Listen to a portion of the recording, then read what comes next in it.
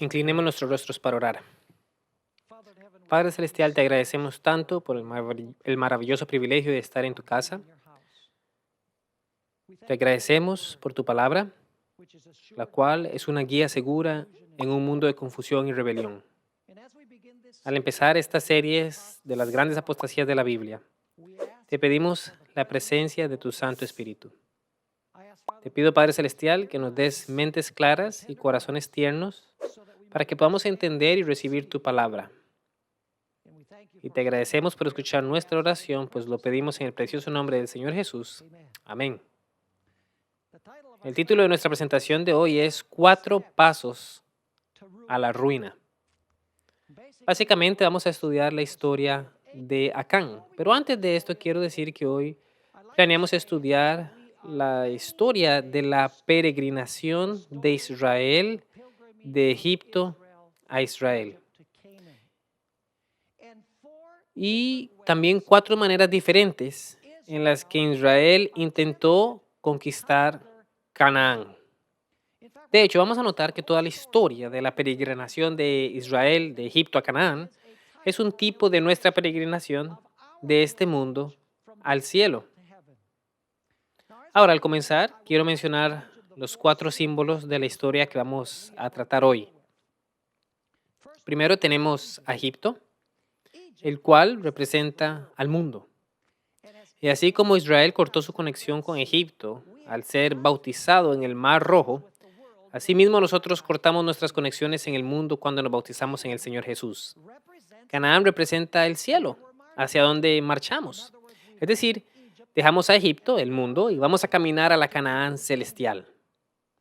Pero entre Egipto y Canaán hay un trayecto por el desierto, la peregrinación, la cual representa nuestro andar por el mundo hacia el reino celestial. Y finalmente tenemos a Israel, la cual, por supuesto, nos representa a nosotros. Israel representa al pueblo de Dios. Ahora, como mencioné, vamos a estudiar 4 maneras en las que Israel intentó tomar la tierra prometida. Y también vamos a ilustrar 4 maneras en las que la gente reacciona o en las que la gente cree que puede entrar al cielo. Ahora quiero empezar yendo al primer método que tal vez no debiera ni llamarlo método, debiera llamarla la primera ilustración de la manera en que uno fracasa en llegar al reino de los cielos o en llegar a Canaán, pues vamos a notar que 3 de estos métodos son en realidad fracasos y solo uno de ellos es exitoso. Entonces notemos el primer ejemplo de fracaso en obtener el reino. En Números 13:30 al 33 nos cuenta la historia de cuando Israel llegó a la frontera de Kedesh Barnea, la frontera con la tierra prometida. Estaban a punto de entrar a la tierra prometida. Habían salido de Egipto, habían pasado el desierto y estaban al umbral de la gloria. Pero sabemos la historia que cuando llegaron a la frontera de la tierra prometida, 12 espías fueron enviados, uno por cada tribu, y 10 de esos espías regresaron con un mal reporte. Y básicamente vamos a leer el pasaje donde encontramos que los 10 espías dicen que los enemigos en Canaán eran demasiado poderosos para Israel y no podían ser vencidos. Así que vamos a notar que todos decidieron que nombrarían un líder y regresarían a Egipto. Es decir, dijeron, dejemos esta idea de entrar a Canaán, pues es muy difícil. El enemigo es demasiado poderoso, las ciudades están amuralladas hasta el cielo. Ahora noten lo que encontramos en Números capítulo 13 y versículo 30. Entonces Caleb hizo callar al pueblo delante de Moisés y dijo, subamos luego y tomemos posesión de ella, porque más podremos nosotros que ellos. Mas los varones que subieron con él dijeron, y tenían razón de hecho, no podremos subir contra aquel pueblo porque es más fuerte que nosotros. Por cierto, eso era correcto. Los cananeos sí eran más fuertes que ellos. Continúo leyendo.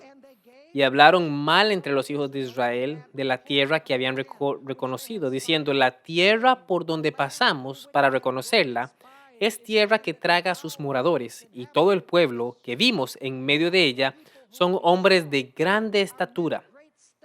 También vimos allí gigantes, hijos de Anac, raza de los gigantes, y éramos nosotros, a nuestro parecer, como langostas, y así les parecimos a ellos. Debo repetir que ellos tenían razón. Eran demasiado débiles para vencer a los cananeos. Las ciudades eran demasiado fuertes para ellos y los cananeos eran demasiado poderosos. Con todo, Dios había dicho que Él iría con ellos y les daría la victoria.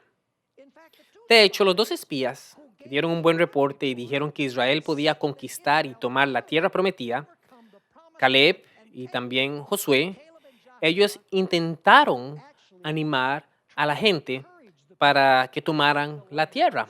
Leamos esto en Números capítulo 14, versículos 6 al 9, para que podamos ver la actitud positiva de Caleb y Josué, los dos espías que regresaron con un buen reporte. Dice, y Josué, hijo de Num, y Caleb, hijo de Jefone, que eran de los que habían reconocido la tierra, rompieron sus vestidos. Esto es después del mal reporte. Y hablaron a toda la congregación de los hijos de Israel, diciendo, la tierra por donde pasamos para reconocerla es tierra en gran manera buena. Si el Señor se agradare de nosotros, Él nos llevará a esta tierra y nos las entregará. Tierra que fluye leche y miel. Por tanto, no seáis rebeldes contra el Señor, ni temáis al pueblo de esta tierra, porque nosotros los comeremos como pan. Su amparo se ha apartado de ellos y con nosotros está el Señor. No los temáis. En otras palabras, Caleb y Josué están diciendo, podemos vencer a los gigantes de la tierra prometida porque Dios está con nosotros. Pero el pueblo escuchó el reporte malo, el reporte de la mayoría. Por lo que esta rebelión abierta contra Dios y este deseo de regresar a Egipto hizo que Dios los sentenciara a vagar por el desierto por 40 años, porque querían regresar a Egipto en vez de entrar a la Canaán. Entonces, la primera actitud en la que los individuos llegan a la frontera de la tierra prometida y fracasan en conquistarla es porque se rebelan contra Dios. Dicen que los obstáculos son muy grandes, el enemigo es muy poderoso. Por cierto, los enemigos aquí representan al diablo, a sus ángeles, a los poderes del mundo. Es decir, somos muy débiles para tomar la tierra prometida. Al menos regresemos a Egipto y disfrutemos. Volvamos al mundo y disfrutemos. Pero ahora queremos avanzar a la segunda actitud. La primera actitud es simplemente rebelión abierta contra Dios, regresar al mundo de donde salimos y no perseverar hasta el fin. La segunda actitud se ilustra en lo que Israel hizo después de Dios haberlos sentenciados a vagar por el desierto por 40 años. Encontramos esta historia en Deuteronomios 1, 41 al 46. Después de que Dios les dijo que iban a vagar por el desierto por 40 años, ellos decidieron ir a pelear contra los cananeos. La Biblia nos dice que cuando fueron con sus propias fuerzas, Dios no estuvo con ellos y sufrieron una terrible derrota. Veamos esto en el libro de Deuteronomios capítulo 1, versículos 41 al 45. Entonces respondisteis y me dijisteis, hemos pecado contra el Señor. Nosotros subiremos y pelearemos conforme a todo lo que el Señor nuestro Dios nos ha mandado. Y os armasteis con cada uno con sus armas de guerra y os preparasteis para subir al monte. Y el Señor me dijo, diles, no subáis ni peleéis pues no estoy entre vosotros, para que no seáis derrotados por vuestros enemigos. Y os hablé y no disteis oído. Antes fuiste rebelde al mandato del Señor y persistiendo con altivez subisteis al monte. Pero salió a vuestro encuentro el amorreo que habita en aquel monte y os persiguieron como hacen las avispas y os derrotaron en Seir hasta Horma. Y volvisteis y llorasteis delante del Señor, pero el Señor no escuchó vuestra voz ni os prestó oído. Entonces la segunda actitud es tomemos a Canaán por nuestras propias fuerzas, no necesariamente por la ayuda del Señor, sino mediante nuestras propias fuerzas y poder. La Biblia nos dice que cuando pensaron que podrían entrar a Canaán mediante su propia fuerza y poder, fracasaron miserablemente porque Dios no estaba con ellos. De modo que aquí tenemos ilustradas dos actitudes diferentes hacia la entrada a Canaán, o el cielo en nuestro caso hoy. Número uno es llegar a la frontera de la tierra prometida y decir, este enemigo es muy poderoso, el mundo es muy fuerte, no podemos entrar a Canaán, ni vale la pena ni siquiera intentarlo.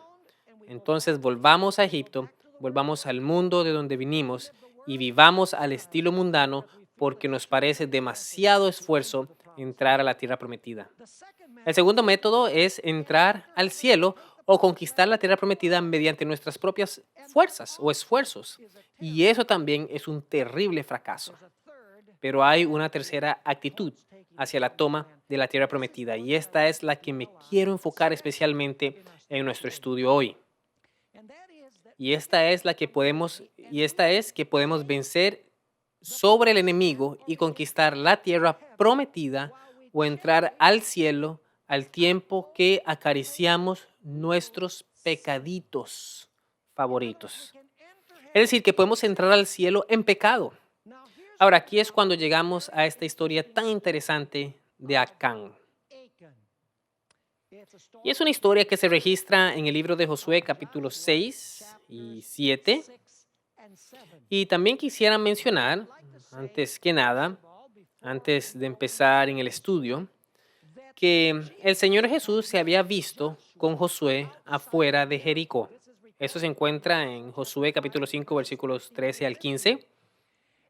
Y Josué le había preguntado al príncipe de las huestes del Señor, que es el Señor Jesucristo, ¿estás con nosotros o con nuestros enemigos? Y el príncipe de las huestes del Señor dijo, no, he venido como príncipe de las huestes del Señor. Tras lo cual le pide a Josué que se quite los zapatos, pues el suelo en el que estaba era santo.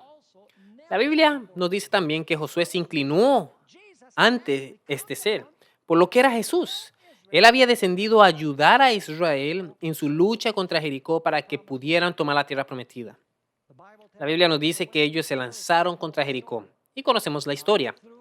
Con la ayuda y el poder del Señor, las murallas de la ciudad se desmoronaron, la ciudad fue destruida e Israel conquistó la primera ciudad de la tierra prometida. Entonces ellos dijeron, wow, esto va a ser muy fácil. Todo lo que hicimos fue marchar alrededor de la ciudad y las murallas se desmoronaron y la ciudad cayó. De modo que dijeron, vamos ahora a pelear contra la siguiente ciudad. Y así fueron a una ciudad llamada Ai, donde sufrieron una terrible derrota. ¿Por qué habían tenido semejante victoria cuando subieron contra Jericó y ahora sufren tan terrible derrota al ir contra Ai? La razón es que había un anatema entre la gente, entre el pueblo. Alguien que albergaba el pecado, lo que hizo que fuera imposible para Israel entrar a la tierra prometida. No podían estar frente a sus enemigos. Leamos en Josué capítulo 7, iniciando con el versículo 10. La historia, la triste historia de lo que pasó. Dice allí en Josué capítulo 7, versículo 10, y el Señor dijo a Josué, levántate, ¿por qué te postras así sobre tu rostro? Porque Josué había estado llorando. Y noten esto, Israel ha pecado. Y escuchen muy bien. Y aún han quebrantado mi pacto que yo les mandé. Y también han tomado del anatema y hasta han hurtado, han mentido y aún lo han guardado entre sus enseres. Por esto los hijos de Israel no podrán hacer frente a sus enemigos, sino que delante de sus enemigos volverán la espalda, por cuanto han venido a ser anatema, ni estaré más con vosotros, si no destruiréis el anatema de en medio de vosotros. Ahora, no sé si se dieron cuenta que aquí el número de veces que Dios se refiere a ellos, han, han, hablando de Israel. Y de hecho, la Biblia nos dice que fue Acán quien tomó estas cosas. Y claro, algunos de los miembros de su familia sabían de eso, pero todo Israel no había tomado cosas de Jericó, porque Dios había dicho no tomen nada de Jericó. Entonces, ¿qué está diciendo Dios al culpar a todo Israel por lo que Acán hizo? Verán amigos, el pecado es un asunto corporativo. El pecado en la iglesia no es algo individual. Un poco de levadura hace que toda la masa se fermente. Un poco de pecado hace que la totalidad de la iglesia se fermente. No hay tal cosa como un pecado individual. Pues claro, sabemos que cuando un individuo desarrolla cáncer en su cuerpo, que entonces a no ser que se elimine ese cáncer, ese terminará apoderándose de todo el cuerpo. Y eso es exactamente lo que pasaría con Israel si no se encargaba de este problema, de un individuo y su familia acariciando el pecado y aún así pensando que podían tomar Canaán como su posición, que podían entrar a la tierra de Canaán.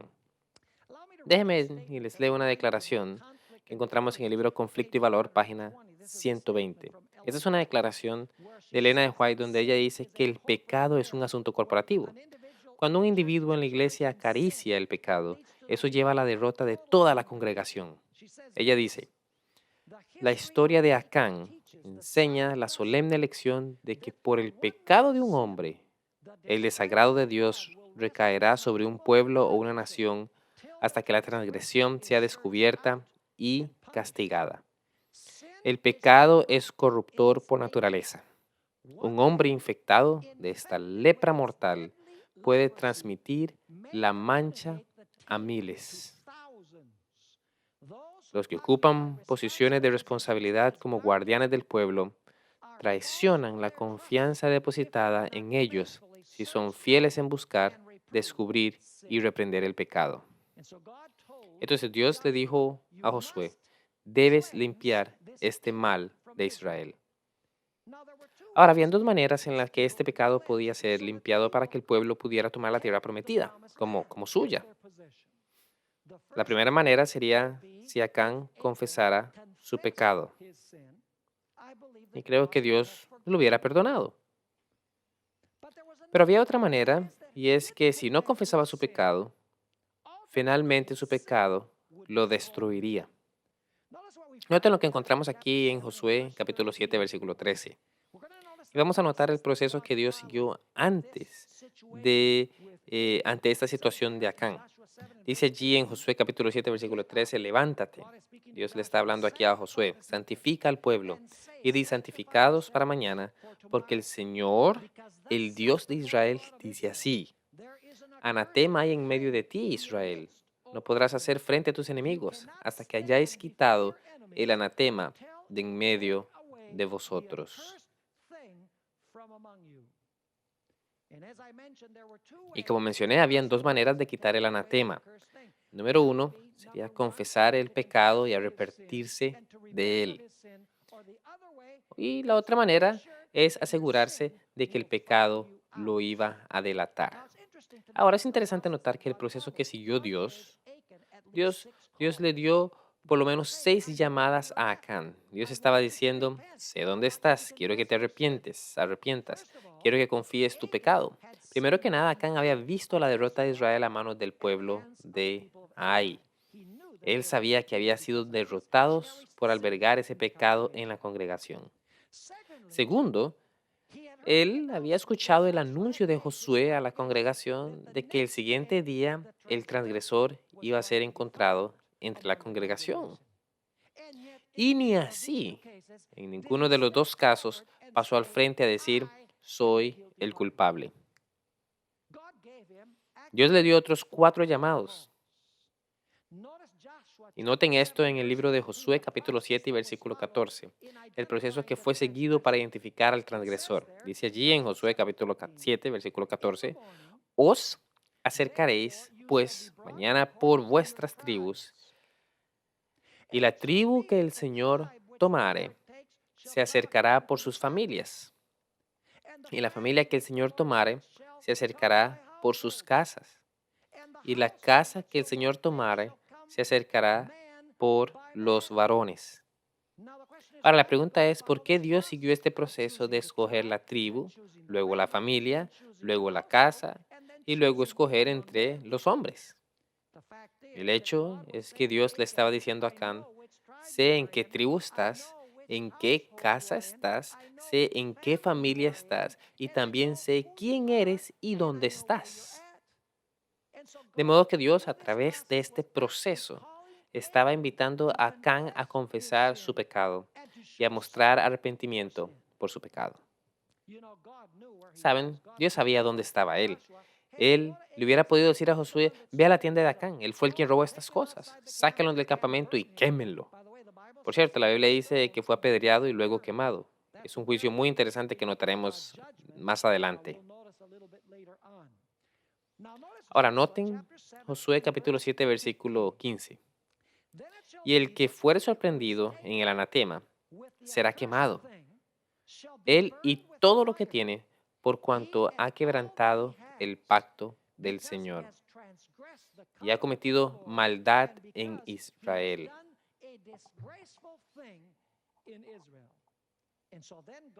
Entonces Dios sigue el proceso de identificar al transgresor, aquel que estaba aferrado al pecado, acariciándolo. ¿Sabían que el Espíritu de Profecía dice que un pecado acariciado anulará todo el poder del Evangelio? Y definitivamente evitará que tengas la victoria sobre los enemigos y te mantendrá fuera del cielo. Eso es lo que Dios quiere ilustrar aquí. Verán, no nos hace bien rebelarnos contra la voluntad del Señor y regresar al mundo. Esa es la primera actitud. No nos hace bien tratar de entrar al cielo por nuestros propios esfuerzos. Es imposible. Pero igualmente de serio es la idea de que uno puede entrar a Canaán y vencer a los enemigos para poder tomarse a Canaán y al mismo tiempo resguardar sus pecados favoritos. Ahora, quiero que noten cómo se describe el proceso aquí en Josué capítulo 7, versículo 16 hasta el 18. Josué, pues, levantándose de mañana, hizo acercar a Israel por sus tribus, y fue tomada la tribu de Judá. Por cierto, esa era la tribu de Acán. Y haciendo acercar a la tribu de Judá fue tomada la familia de los Zera. Y haciendo luego acercar a la familia de los Zeras por varones, fue tomado Sabdi. Hizo acercar su casa por los varones y fue tomado Acán, hijo de Carmi, hijo de Sabdi, hijo de Zera, de la tribu de Judá. Verán, los llamados se agotaron. Él había visto la derrota de Israel, había escuchado el anuncio de que al día siguiente sería hallado el transgresor, había visto escogida la tribu, había visto escogida la familia, había visto escogida la casa, había visto a los hombres allí para que el transgresor fuera escogido y aún así, a pesar de todo, escogió aferrarse a su pecado. Cuando fue descubierto, encontramos que Josué tuvo un consejo bastante claro y directo para Acán. Noten Josué capítulo 7 versículo 19. Entonces Josué dijo a Acán, hijo mío, da gloria al Señor, el Dios de Israel, y dale alabanza, y declárame ahora lo que has hecho. No me lo encubras. Y luego en el siguiente versículo encontramos a Acán admitiendo su pecado. ¿Escucharon esa palabra que usé? No dije que lo confesó, sino que lo admitió. Es diferente confesar un pecado a admitirlo. Noten ahora el versículo 20. Y Acán respondió a Josué diciendo, verdaderamente, yo he pecado contra el Señor, el Dios de Israel, y así he hecho. Y luego él describe exactamente lo que hizo. Vamos a estudiar eso en un momento. Saben, es como cuando un niño es atrapado con las manos en el tarro de las galletas. ¿Saben? Y luego cuando mamá viene y descubre que él metió las manos en el tarro y le dice, no te atrevas a comer ni una galleta. El niño dice, ay mamá, lo lamento, pero no lamenta realmente haber desobedecido a su mamá tomando las galletas del tarro, sino que lamenta por el castigo que sabe que viene. Ese fue el tipo de arrepentimiento, si es que se le puede llamar así, de Acán. Fue una admisión de culpa, no una confesión. Noten cómo Elena de White describe esta admisión por parte por parte de Acán. Conflicto y valor, ahora página 121. Dice ella, Acán reconoció su culpabilidad, pero lo hizo cuando ya era muy tarde para su confesión le beneficiara.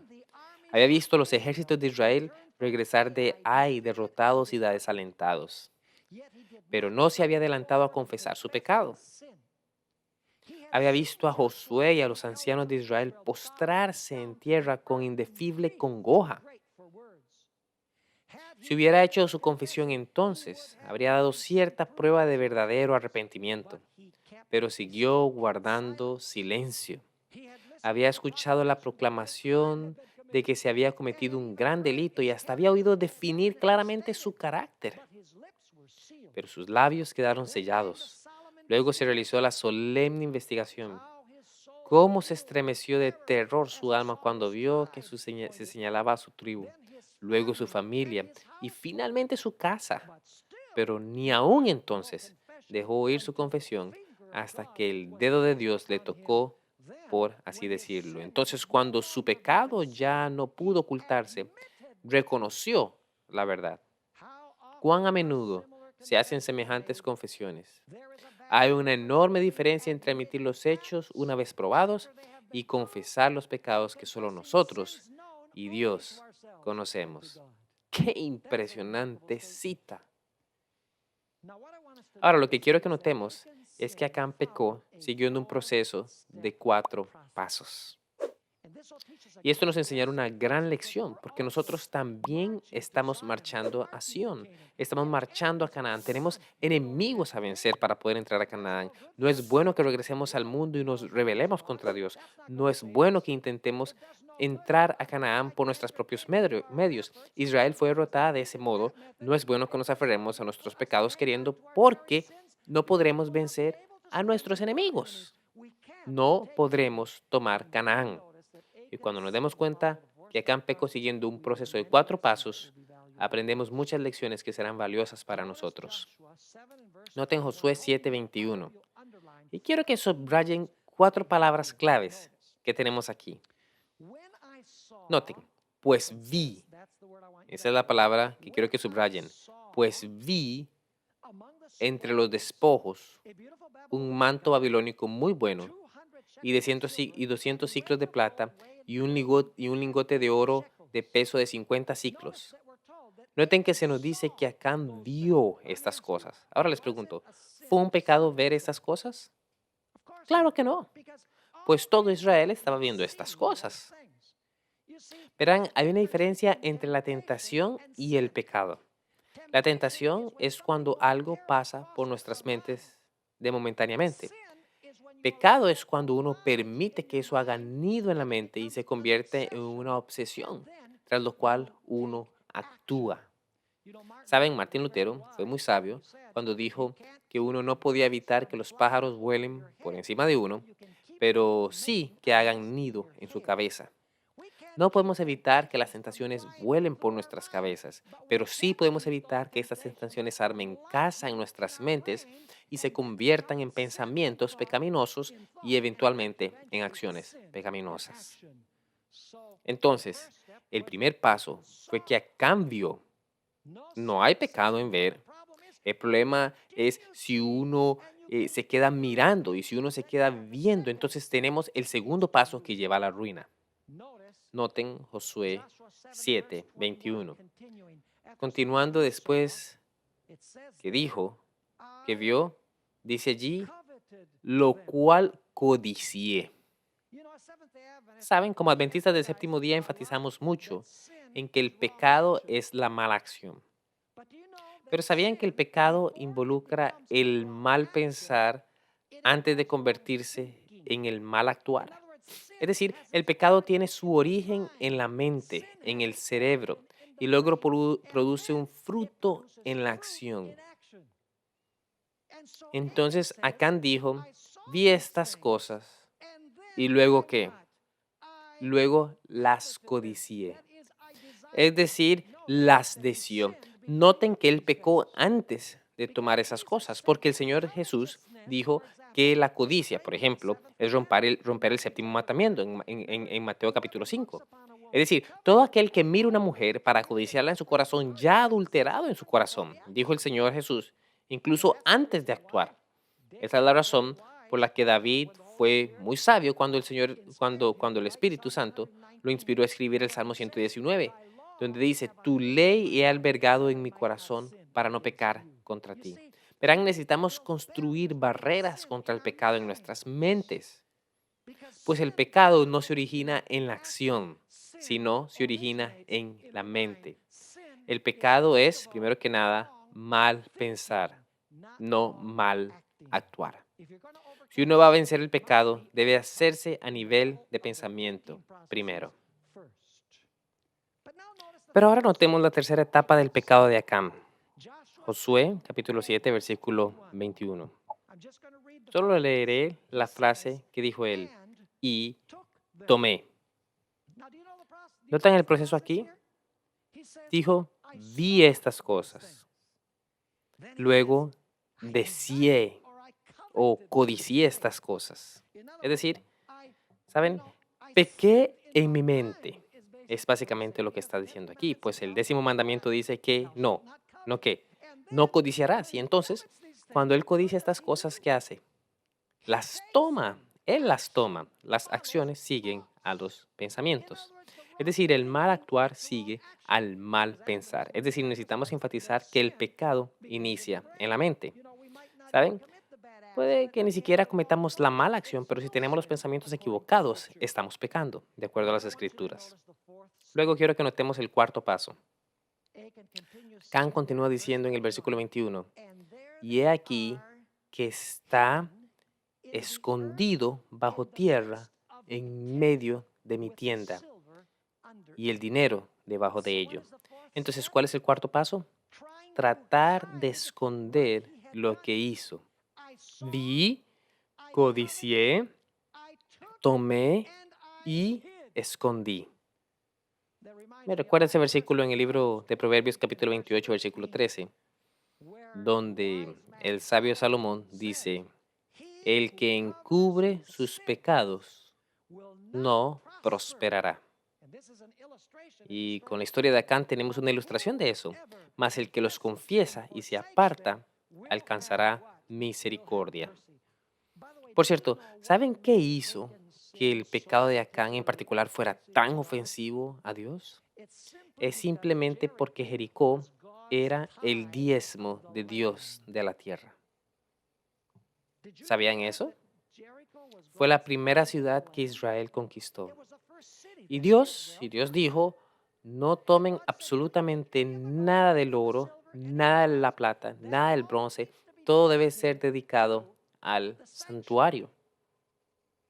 Entonces lo que Acán hizo fue, en realidad, robarle el diezmo a Dios. Noten Josué capítulo 6, versículo 19. Mas toda la plata y el oro, y los utensilios de bronce y de hierro, sean consagrados al Señor y entren en el tesoro del Señor. Noten Josué capítulo 6 y versículo 24. Y consumieron con fuego la ciudad y todo lo que en ella había. Solamente pusieron en el tesoro de la casa del Señor la plata y el oro y los utensilios de bronce y de hierro. Es decir, Acán, en un sentido muy real, se robó el diezmo. ¿Es esto un problema en la iglesia hoy? ¿Podrá algo así evitar que entremos a la Canaán celestial?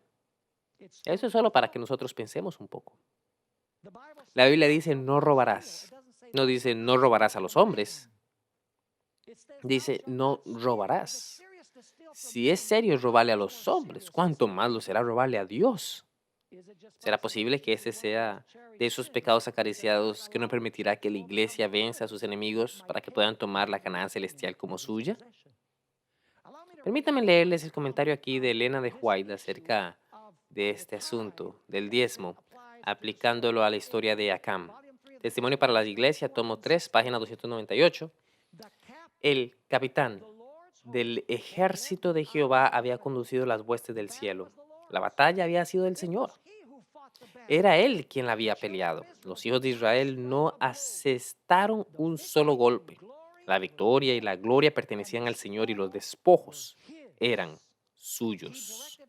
Indicó que todo debía ser consumido excepto el oro y la plata que se reservaban para su tesorería. Acán comprendía bien la reserva hecha y sabía que los tesoros de oro y plata que él codiciaba pertenecían al Señor. Robó a la tesorería del Señor para su propio beneficio. Poderosa declaración. Saben, hay otras historias de las Escrituras que ilustran estos 4 pasos a la perdición. Tenemos la historia del pecado de Eva en el jardín del Edén. Notemos bien rápido aquí Génesis capítulo 3 y versículo 6. Y luego brincaremos al versículo 8. Génesis capítulo 3, 6 y 8. Dígame si encontramos las mismas 4 palabras que en la historia de Acán. Dice ahí en Génesis capítulo 3, versículo 6, y vio la mujer que el árbol era bueno para comer y que era agradable a los ojos y árbol ¿qué? Codiciable. ¿Codició? ¿Lo hizo antes de tomarlo? Sí. Y el árbol codiciable para alcanzar la sabiduría. ¿Y ella qué? Tomó de su fruto y comió y dio también a su marido, el cual comió así como ella. Y entonces vamos al versículo 8. Y oyeron la voz de Dios, el Señor, que se paseaba en el huerto al aire del día, y el hombre y su mujer. ¿Y hicieron qué? Ahí está. Se escondieron de la presencia del Señor Dios entre los árboles del huerto. Podríamos decir lo mismo del pecado de David. Puedo darles ejemplo tras ejemplo bíblico del proceso de los 4 pasos que lleva al pecado. ¿Recuerdan a David? La Biblia dice en 2 de Samuel capítulo 11 que era el tiempo en que los reyes de Israel salían a la guerra y en vez de salir a la guerra, en vez de estar ocupados, la mente ociosa es taller del diablo, es taller de Satanás. Entonces David, en vez de estar ocupado en la batalla del Señor, estaba bien cómodo en el palacio. Y un día caminaba por el balcón y vio a esta hermosa mujer bañándose desnuda. Y si uno lee la historia en 2 de Samuel capítulo 11, uno descubre las mismas 4 palabras que en la historia de Acán y en la historia del pecado de Eva. La Biblia dice que David vio a esa mujer, luego dice que David codició a esa mujer. Déjenme preguntarles, ¿fue pecado que David la viera? No, él simplemente salió al balcón. ¿Saben? Él sale y ve a esta mujer. Escuchen, habría que caminar con los ojos tapados, ¿saben? Para no ver, pero incluso entonces habría problemas porque todavía tenemos los ojos del cerebro. Saben, a los monjes no les servía de nada ir a monasterios porque igual tenían sus cerebros pecaminosos con ellos. Pero de cualquier forma, David vio y vio lo que no tenía que haber visto. Y verán, así es cuando se vence el pecado. El primer paso en la tentación, él debió volverse y decir, no voy a mirar más. Pero en vez de hacer eso, dice 2 Samuel capítulo 11, que él codició y luego la palabra la tomó, se usa.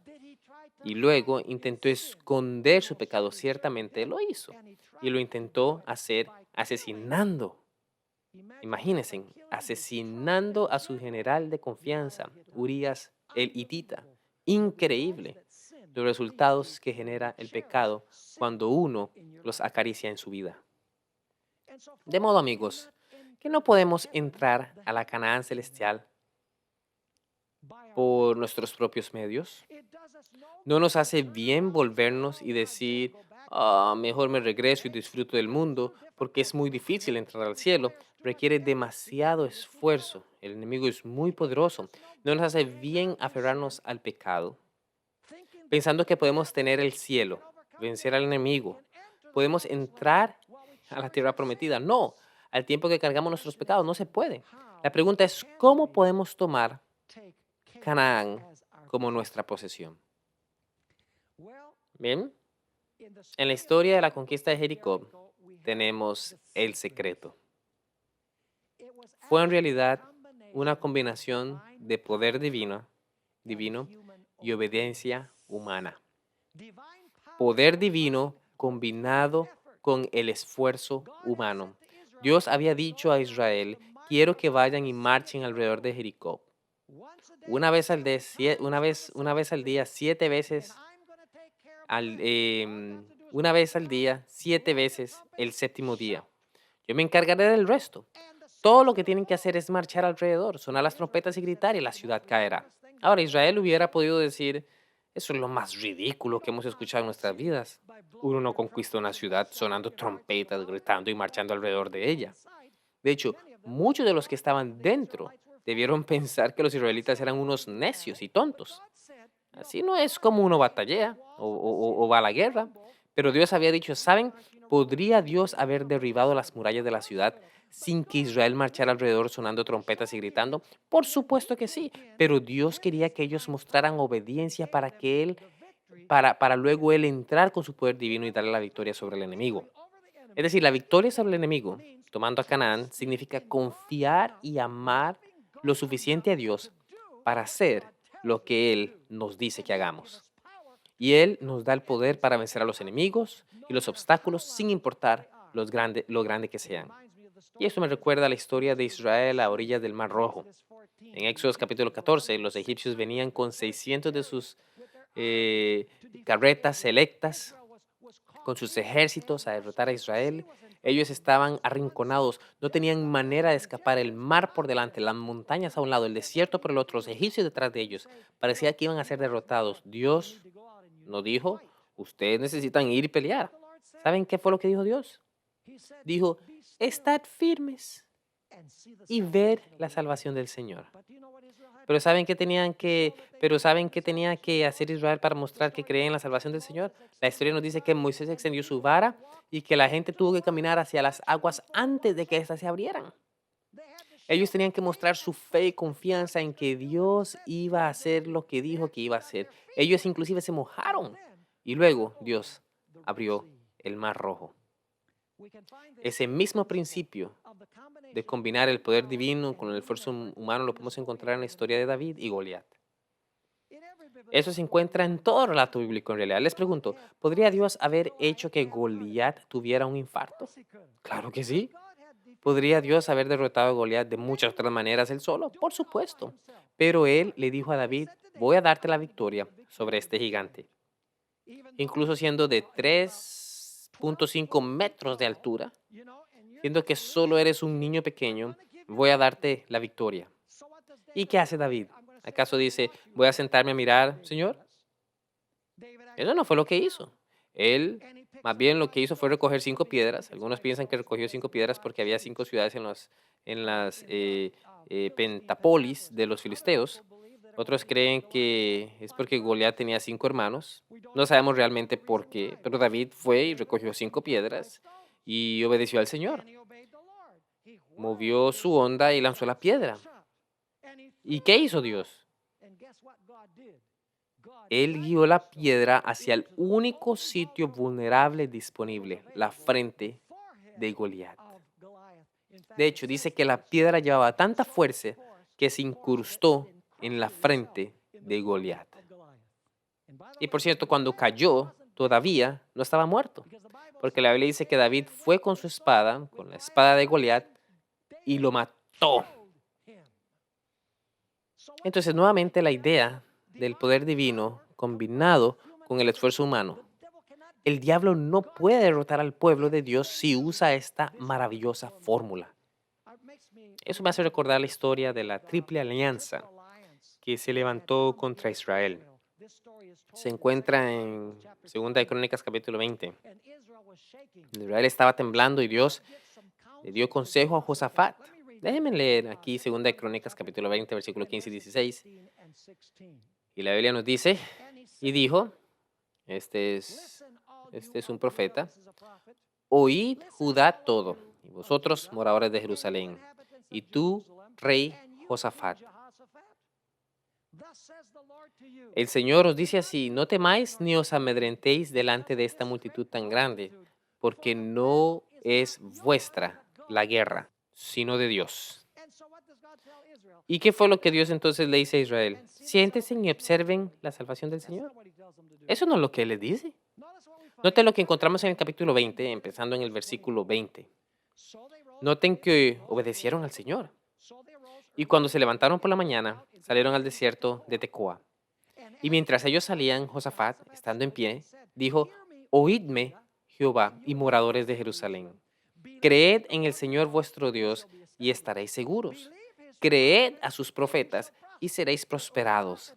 Y fue un profeta quien les dijo que salieran en contra de la alianza. Y ellos obedecieron la voz del profeta. Ahora, noten el versículo 21. Y habiendo consejo con el pueblo, puso algunos que cantasen y alabasen al Señor, vistiendo de ornamentos sagrados, mientras salía la gente armada, y que dijesen glorificad al Señor, porque su misericordia es para siempre. Ven, el Señor les dijo que salieran a cantar. Sí tenían algo que hacer. En el versículo 22 encontramos, y que cuando comenzaron a entonar cantos de alabanza, el Señor puso contra los hijos de Amón, de Moab y del monte de Seir, las emboscadas de ellos mismos que venían contra Judá, y se mataron los unos a los otros, porque los hijos de Amón y Moab se levantaron contra los del monte de Seir para matarlos y destruirlos. Cuando hubieron acabado con los del monte de Seir, cada cual ayudó a la destrucción de su compañero. Y luego que vino Judá a la torre del desierto, miraron hacia la multitud y aquí yacían ellos en la tierra muertos, pues ninguno había escapado. ¿Ven nuevamente esta idea? Saben, vamos a entrar a la Canaán celestial cooperando con Dios. Eso no significa que nosotros trabajamos y Dios nos salva. Significa que Dios nos salva, nosotros confiamos en Él y por lo tanto le obedecemos y vencemos a los enemigos. Ahora notemos Filipenses capítulo 2, versículos 12 y 14. Filipenses capítulo 2 y en realidad versículos 12 y 13. Aquí el apóstol Pablo explica este proceso. Por tanto, amados míos, como siempre habéis obedecido, no como en mi presencia solamente, sino mucho más ahora en mi ausencia. Noten esto. Ocupaos en vuestra salvación con temor y temblor. ¿Quién se ocupa de la salvación? Dice, ocupados en vuestra salvación con temor y temblor. Y uno dirá, eso es salvación por obras. Pero entonces toca leer el siguiente versículo. Dice allí, porque Dios es el que en vosotros produce así el querer como el hacer por su buena voluntad. ¿Ven el principio ilustrado en este pasaje? Claramente, el Señor nos dice, ocupados de vuestra salvación con temor y temblor. Pero luego dice que Dios, ¿quién qué? Es quien produce en vosotros así el querer como el hacer por su buena voluntad. ¿Saben? Dios había tratado de enseñarle a Israel esta lección. Noten Deuteronomios capítulo 3, versículo 22. Deuteronomios capítulo 3, versículo 22. Dios le había advertido a Israel que iba a encontrarse con esos poderosos gigantes al entrar a la tierra prometida y que las ciudades tendrían murallas hasta los cielos. Dios le había advertido que así sería Canaán. Pero Dios también les había dicho que no les temieran, porque soy más poderoso que ellos, él dijo. Noten Deuteronomio capítulo 3, versículo 22. No los temáis, porque el Señor vuestro Dios, Él es el quien pelea por vosotros. Ahí tenemos suscitantemente el principio que quiero compartir con ustedes. El secreto de la victoria sobre los enemigos para que podamos entrar a la Canaán celestial. Significa confiar en el Señor y permitirle que pelee nuestras batallas a través de, a través de nosotros. Nota lo que el apóstol Pablo tiene que decir en Filipenses capítulo 4, versículo 13. Ahí el apóstol Pablo dice lo siguiente en Filipenses 4:13. Y ese es el versículo, que todos hemos escuchado antes. Dice, la mayoría de las cosas las puedo en Cristo, quien me fortalece. No, así no dice, ahí no dice así. Esa es una versión de Esteban Bor del siglo XX. Pero bueno, intentemos de nuevo. Algunas cosas las puedo en Cristo que me fortalece. Eso no es lo que el texto dice. El texto dice, todo lo puedo, excepto superar el pecado en Cristo quien me fortalece. Esto no es lo que el texto dice. ¿Saben? Cuando la gente dice, es imposible vencer el pecado porque uno tiene una naturaleza pecaminosa. Y la naturaleza pecaminosa es muy poderosa. Toca quedarse así hasta llegar a la Canaán celestial, al cielo. Cuando dicen eso, están realmente diciendo que la carne es más poderosa que Dios. No lo piensan así, pero si uno dice que es imposible vencer el pecado antes de entrar al cielo, entonces uno está diciendo que es imposible para Dios, que Dios no es lo suficientemente poderoso para darnos la victoria sobre el pecado, que la carne, el mundo y el diablo son más poderosos que Dios. No limitemos el poder de Dios. Ahora quiero leer una declaración al ir terminando. Y esa es una maravillosa declaración. Se encuentra en Palabras de Vida del Gran Maestro, página 268 en español. Y de hecho, ¿saben? Sería muy bueno que leyeran también las páginas 266 al 268, pues hay bastante material que viene antes de esta declaración, pero solo voy a leer este extracto de la página 268. Esto debería ser fácil de recordar, ¿no? 268. 400 menos 2 del número de la bestia. ¿Qué les parece? Ahora, nunca lo olvidarán. Palabras de vida del gran maestro 268. Eso es lo que Elena de White tiene que decir. Cuando la voluntad del hombre coopera con la voluntad de Dios, llega a ser omnipotente. ¿Qué significa omnipotente? Significa que uno puede hacer cualquier cosa. Que uno puede hacerlo todo. ¿Qué pasa cuando la voluntad del hombre coopera con la voluntad de Dios? La voluntad del hombre se vuelve ¿qué? Omnipotente. Continúa diciendo, cualquier cosa que debe hacerse por orden suya puede llevarse a cabo con su fuerza. Y me encanta eso. De nuevo, cualquier cosa que debe hacerse por orden suya puede llevarse a cabo con su fuerza. Es decir, Dios nos dice qué hacer y luego nos da la fuerza para hacerlo. Ella termina la declaración diciendo, todos sus mandatos son habilitaciones. Es decir, Él nos da todos los recursos para hacer lo que nos manda. ¿Saben? Regresando al asunto del diezmo, algunos dicen, pastor, ¿sabes? No puedo devolver el diezmo. No tengo suficiente dinero. No me queda nada después para pagar todas mis cuentas. ¿Saben? Puedo darles una fórmula mediante la cual siempre tendrán suficiente dinero para devolver el diezmo. Y ese es devolverlo primero. Siempre tendrán suficiente si lo devuelven primero. Oh, pero entonces vendrán mis acreedores y me quitarán la casa. Bueno, entonces les pregunto, ¿qué es mejor? ¿Que les quiten la casa o robarle a Dios? Probablemente sería mejor más bien no tener deudas en nuestras tarjetas de crédito y tener buenos principios de mayordomía. Entonces, no tendríamos problemas al devolver el diezmo y pagar nuestras cuentas. Lo que digo es que cuando Dios nos dice, ¿saben? Devuelvan el diezmo fielmente, Él va a hacernos posible el regresar el diezmo fielmente. Cuando Dios dice, guarda el sábado, ¿saben? La gente dice, ¿pero qué voy a hacer? tengo que trabajar los sábados. No me van a dar los sábados en mi trabajo. Entonces, lo que uno está diciendo es que Dios le está diciendo que haga algo y él mismo no va a poder, no va a proveer para poder hacerlo. El hecho es que Dios dice en su palabra, si me amas, confía en mí lo suficiente como para guardar mis mandamientos. Si guardas el sábado, no te dejaré desamparado.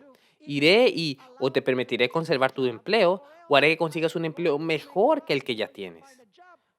Pero para eso tenemos que ser firmes en la fe y obedecerle a Dios porque lo amamos.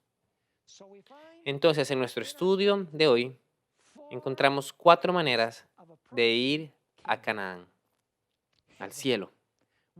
Dejamos Egipto, estamos en un peregrinaje a través del desierto, que es en este mundo en camino a la Canaán celestial.